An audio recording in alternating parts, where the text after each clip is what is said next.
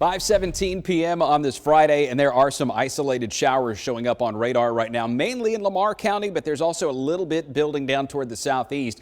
Here's what we've got over West Alabama, and these scattered showers like this, they're not going to really cause much of a problem, but it is raining enough to notice there on Highway 18 in Vernon, and that's moving into Fayette County, slowly but surely working its way toward Walker County too. So some spotty showers, certainly not out of the question tonight, but most communities are not going to be seeing all that much in the way of wet weather. Your best chance of a shower here over the next few hours, really in that zone right there, maybe clipping North Jefferson County as early as 7:30 or 8 p.m., but not too many of us get enough rain to count tonight or even early tomorrow morning, especially on the north side of the Birmingham area. Pretty good area of rain to the south. Look at those big storms that rolled across Florida and South Alabama earlier. That thing's still going out I-10 over toward Tallahassee. So tonight, mostly quiet, but there will be some thunder that develops mainly south of Interstate 20 early in the morning.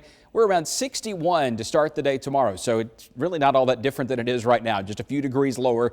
Midday tomorrow with the showers and storms thinning out pretty early. We're already rebounding to 73, warmer than it was all day today, and then we'll top out close to 77 tomorrow, or 77, 78 degrees on Saturday. Of course, Mother's Day is coming up on Sunday. Next week, there's a little bit of a cool down coming in, and look at the normal high there, 80. We're fairly close to that, but then there will be a little cool down after our weekend rounds of scattered showers. Let's look at Saturday's forecast in depth here. 7 o'clock in the morning, a good chance of some showers. I think anything that happens after 11 a.m. through about 5 p.m. is completely dry. There's hardly any risk of a shower at all. Maybe a few brief showers develop after 7 p.m. tomorrow, but overall, Saturday is not looking all that wet. This evening, we've got showers down to the south. There will be some rain and thunder that builds in from the south overnight. Look at that, 4:30 a.m., some hit or miss downpours. Where it rains, it could rain heavily. There could be some loud thunder around 4 or 5 a.m.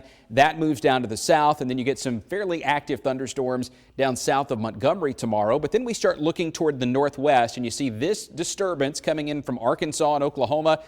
Well, some of our forecast guidance tries to bring that in with a band of storms on Mother's Day, but it's not a total rainout. I don't want you to cancel your plans at all. Just know that there could be a few springtime storms around in the afternoon that could have some gusty winds and a lot of lightning with them. The Storm Prediction Center's outlined this area as a marginal level 1 low-end severe weather threat. And here's how this pans out on our future track.